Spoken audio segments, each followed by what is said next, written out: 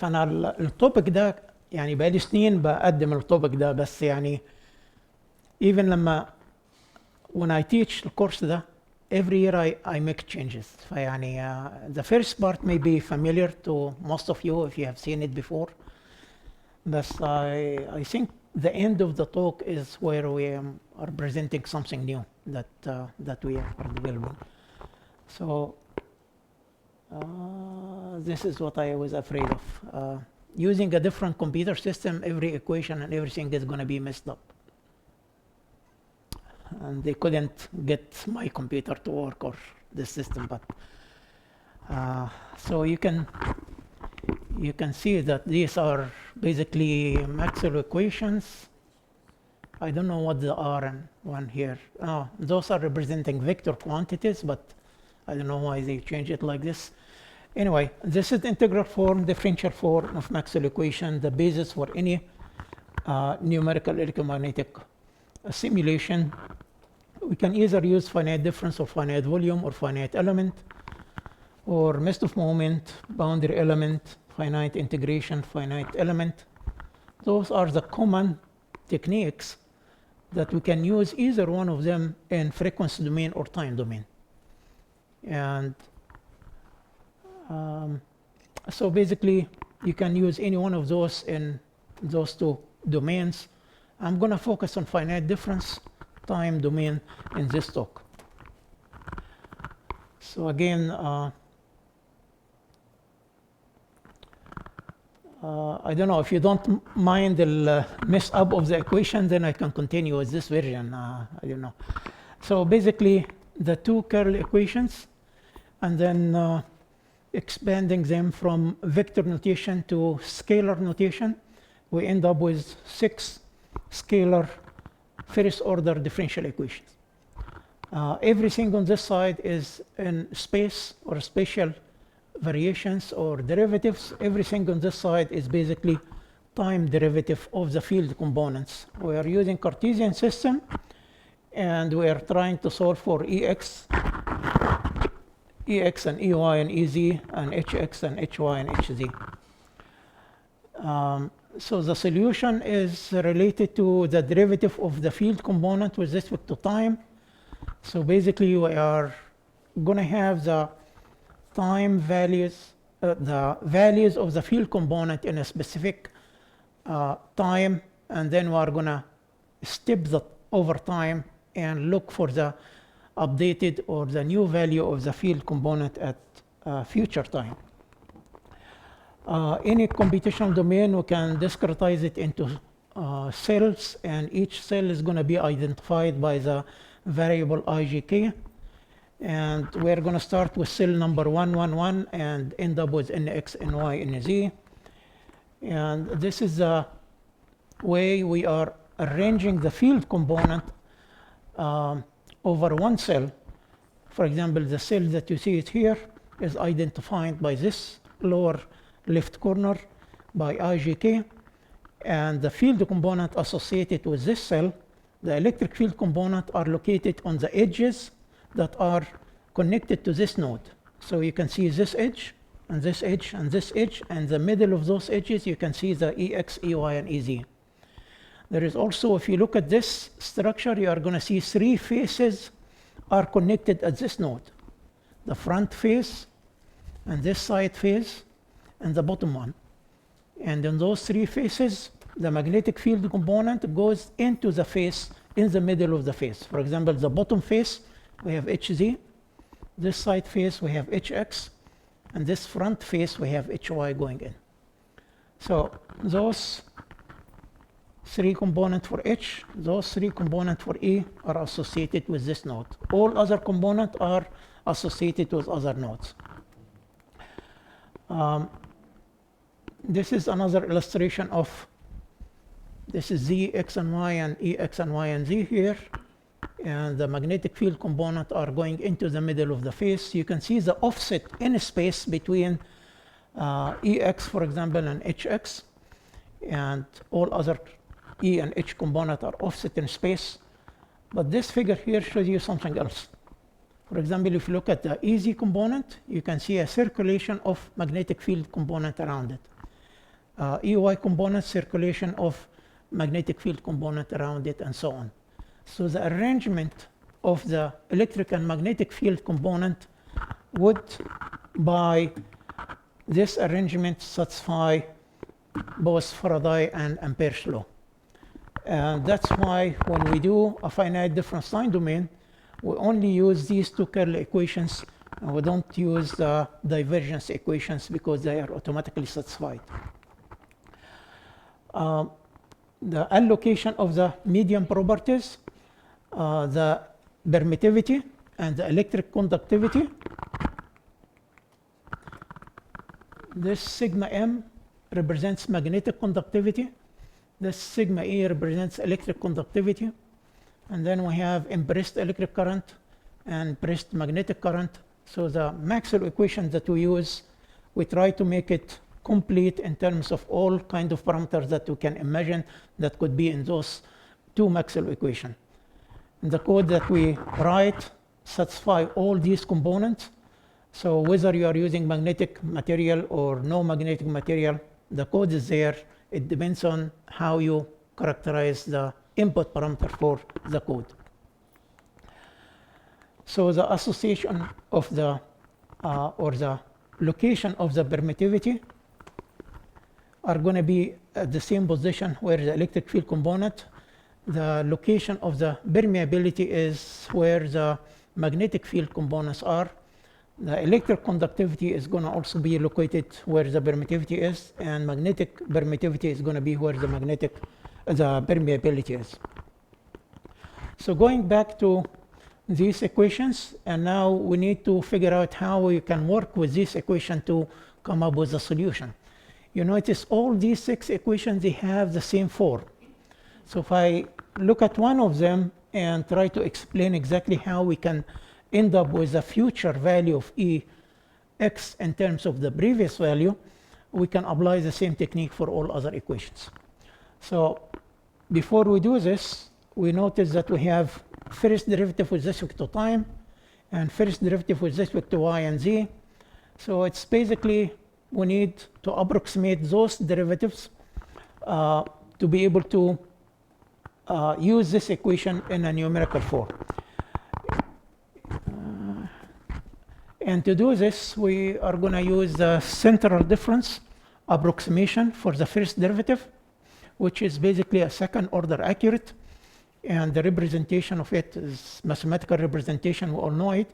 But one thing I would like to point out, if I need to get the derivative at this point, then I don't go 1 delta x in this direction, I go only half delta x in this direction, half delta x in this direction, and at these 2 points, I evaluate the function value at these 2 points, which has a distance of delta x, to give me this approximation for the first derivative of any function differentiated with respect to x or y and z, or even time. Here, for example, the superscript n represents the time, and instead of delta x over 2, I have here the index here I'm differentiating with respect to time. So n plus 1/2 and n minus 1/2, it's basically representing x plus delta x over 2 or x minus delta x over 2. So this expression here is derivative with respect to time. This expression is a derivative with respect to x or y or z. I did show you that the circulation of the magnetic field around Ex component, for example, you can see that to evaluate Ex component, I need to know Hy at different positions and Hz at different positions. And if this Ex is I and j and k, then Hy and Hz are not going to be at the same node. And that illustration here gives you exactly the position of the Hz component and the Hy component that needs to be integrated into this equation here to be able to evaluate the Ex updating equation. So this derivative here with respect to y is basically for Hz is going to be coming from this Hz component and this HZ component. And you can see that this is located IJK, and the location here IJ minus 1K. The difference between them divided by delta Y gives us the central difference. Although when you look at the argument, you can see J minus 1 and J. If you look at the expression, you can say this is backward difference. But in reality, it is a center difference because I'm looking at the component around the EX component and dividing it by delta Y. The same thing you can say that these two components, this is J and this is K and K minus 1. It's not a backward difference. It's a central difference for HY and divided by delta Z. So if we put all this together, again starting from the scalar equation here, substituting for HZ with respect to Y, which is these two components, HY with respect to Z, which is this component, these two components, and then let's go for this derivative for EX with respect to time. So n plus 1 and n, that's central difference here. And if this equation is to predict the value of EX at n plus 1, so everything here is basically evaluated at n plus 1/2, in the middle between n and n plus 1. So everything here on this side should be also evaluated at n plus 1/2. Now when it comes to this term here, EX, we always evaluate E component at n and n plus 1 and n plus 2 and so on. So we don't have a value for EX at n plus 1/2. So we take an average between EX plus n at n plus 1 and EX at n, take the average of it to represent EX at n plus 1/2 and replace it here. When we do this, we can see that our unknown EX at n plus 1 is here and here. Then I need to bring those two terms on one side, everything on the other side. I'm going to end up with EX at n plus 1 times a coefficient and previous EX, values in terms of HZ, values in terms of HY, and I can modify this equation to end up with something like this. The new value of EX, a coefficient, previous value of EX, coefficient, difference between HZ, coefficient, and difference between HY, and then a source term in terms of electric current density in the X direction. So all these coefficients, they don't depend on anything other than geometrical parameter and medium property. So I can simply call them coefficients.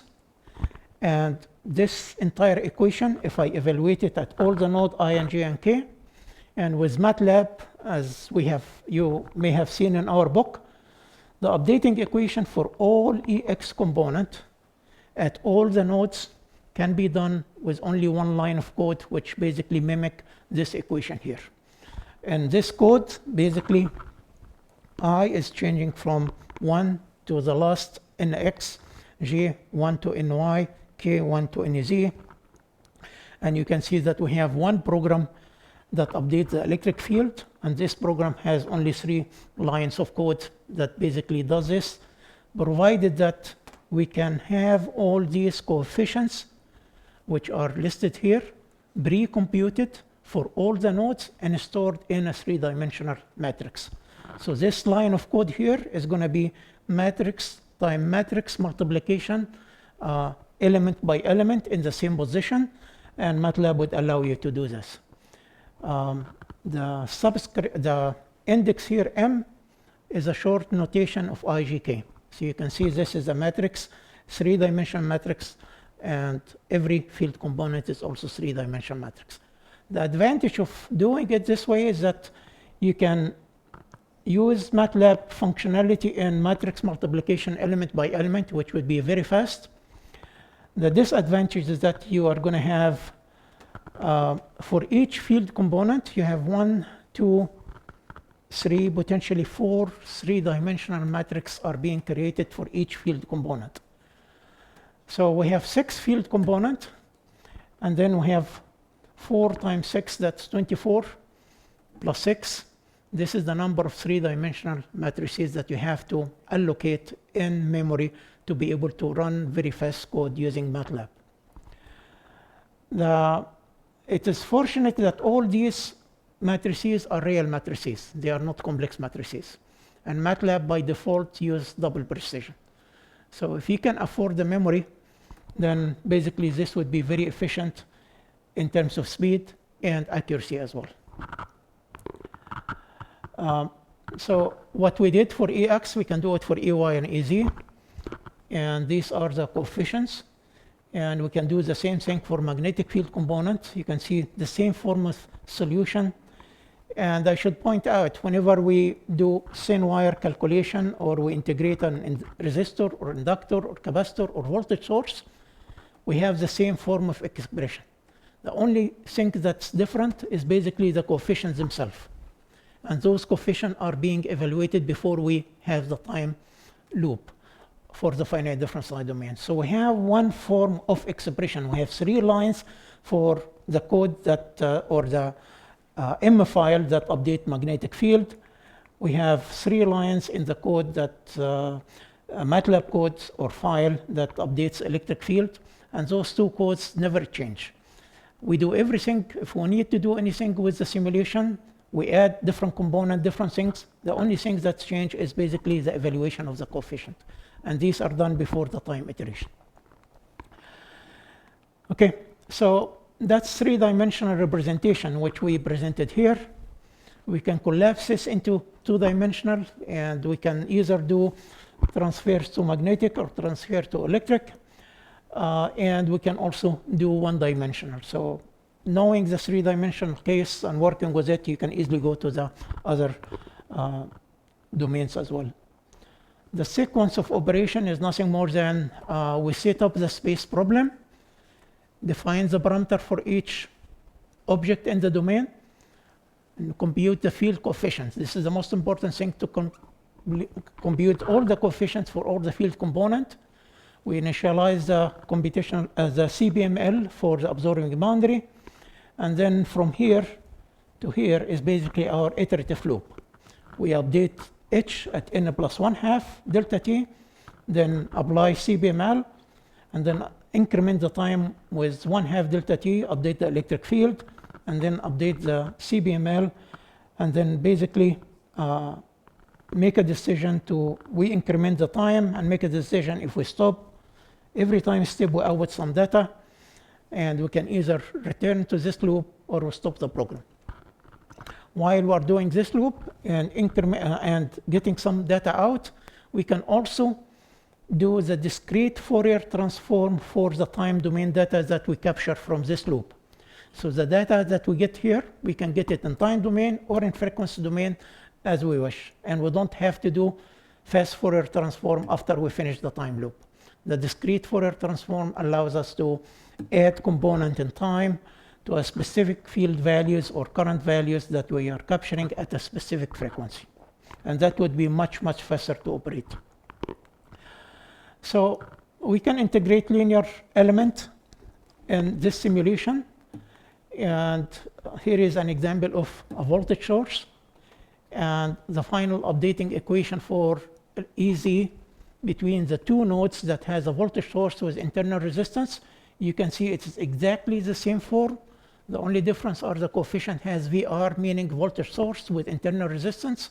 So those coefficients are listed here. They are being calculated before we start the time iteration. So again, the updating of EZ between 2 nodes that has voltage source still use the same M function that has 3 lines for updating the electric field everywhere. We just have to pass to it the right coefficients. Current source with barrier resistance, the same way. Inductor, the same form of the expression. And the only difference is the coefficients. And for the capacitor, also the same form of the expression, only the coefficients are. So this is the first time we put a unified form of updating equation for all these parameters and for many other parameters as well. So here is one example of a resistor, voltage source with internal resistance equal to the load resistance, and we just connected them with pieces of transmission line. This is an image from the finite difference time domain simulation, and everything you see it on the side here is calculated and obtained using updating of E and H. So from E and H, we can capture the current and voltage. You can easily see that the sample voltage here across the resistor through this port here, and the original voltage coming out of the voltage source.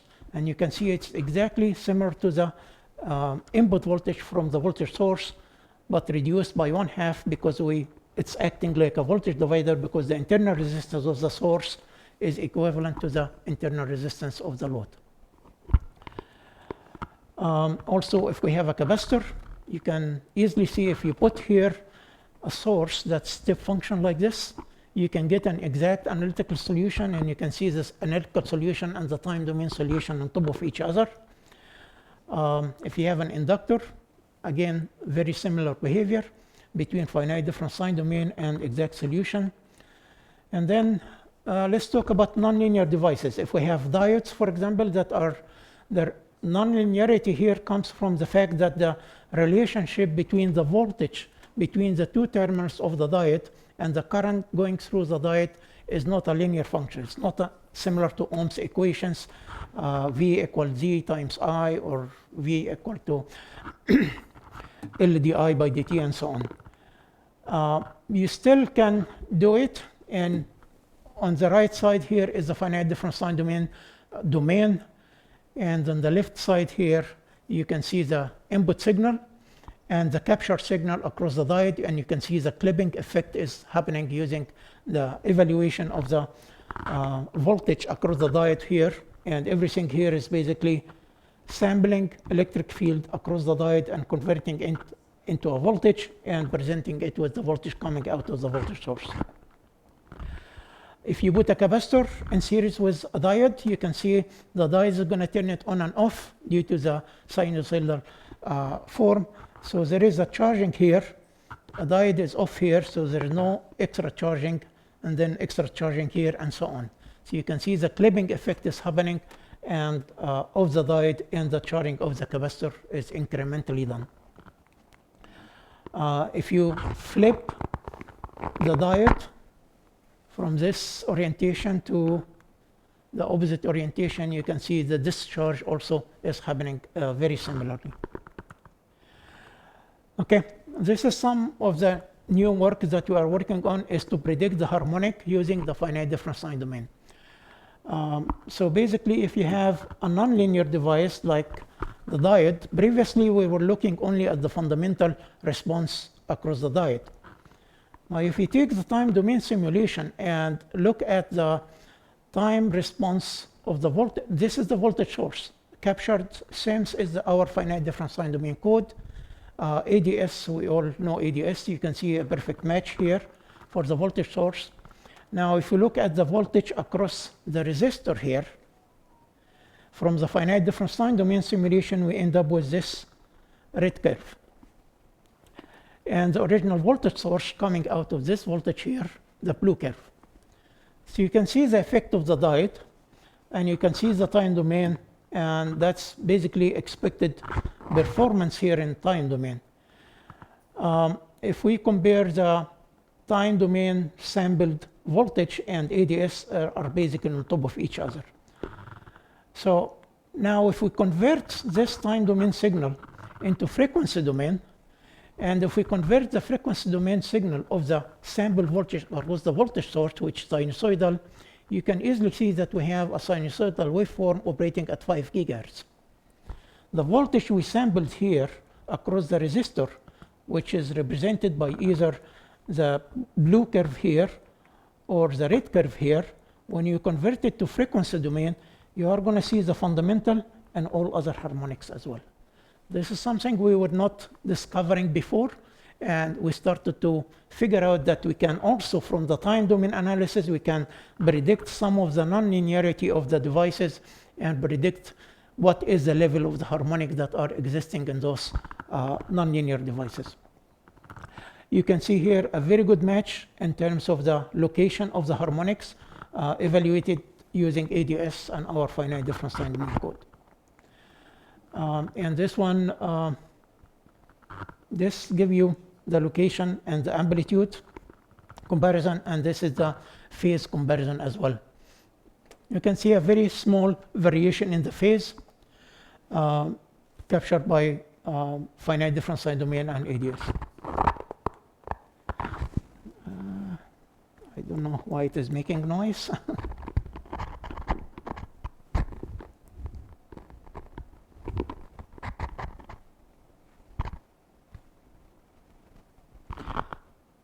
Okay, what you see in the bottom here is an image from the finite difference time domain package, in which we have a voltage source, capacitor, inductor, capacitor, inductor, capacitor, diode, and resistor, load resistor. So what we are trying to do here is that we are building, if you look at the schematic of this circuit here, we have a low pass filter here. And we have a diode here, nonlinear element, and we have a load resistance here. So the signal here is going to go through the filter, through the diode. Harmonics are going to be generated here, and they are going to be reflected if I sample the voltage across the resistor. But those harmonics may not come back and affect the voltage sample between these two terminals. So what you see here, this is what we call it port number 2, and here is port number 1. And you can see the time domain signal at port number 1, which is pure sinusoidal signal. The sample voltage at port 2 is here due to the harmonic. It's not a pure sinusoidal signal.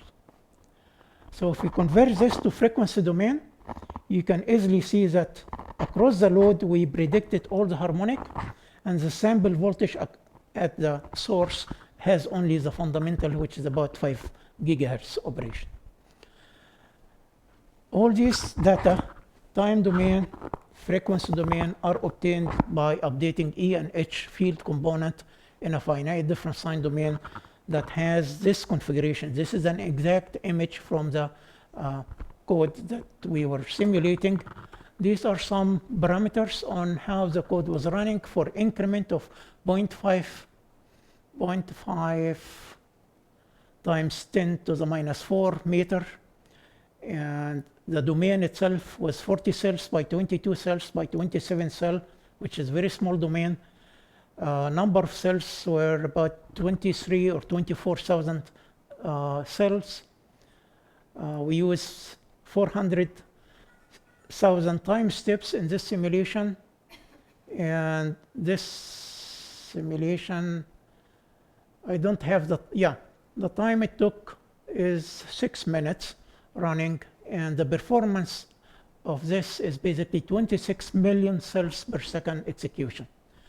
This was done on a CPU, not on a GPU. But again, if you look at this, what we obtained on a traditional CPU, it took 6 minutes to perform this analysis for this configuration. Okay, so let's see if we can also do much more complicated nonlinear circuits. For an op-amp, for example, with an equivalent circuit like this, we can't simulate it in finite difference time domain until we look at this sources here, which is the dependent voltage source that depends on the voltage V1, which is V1 somewhere here. So it is a voltage controlled voltage source. Where is V1? Most likely, yeah, it's dependent on VI and across this point here, VI. So we have developed also equations in the same form to update voltage controlled voltage source. And we did voltage controlled current source, current controlled current source, and voltage controlled current source. Once those are being developed, we managed to be able to simulate the amplifier with its equivalent circuit, and then basically connect the terminating resistors here, make a feedback here to the ground, and basically putting a voltage source. And this schematic here, this amplifier is basically replaced with its equivalent circuit. And you can sample the voltage at port 1 and port 2. You should expect a gain due to the pre-amplifier, and that's basically what you see it here as a function of frequency. This is output voltage. This is the input voltage, and you can see the gain is happening over this entire frequency band. You can see a comparison here using finite difference time domain analytical solution and the input voltage represented by this red curve here, and the blue curve is basically the amplified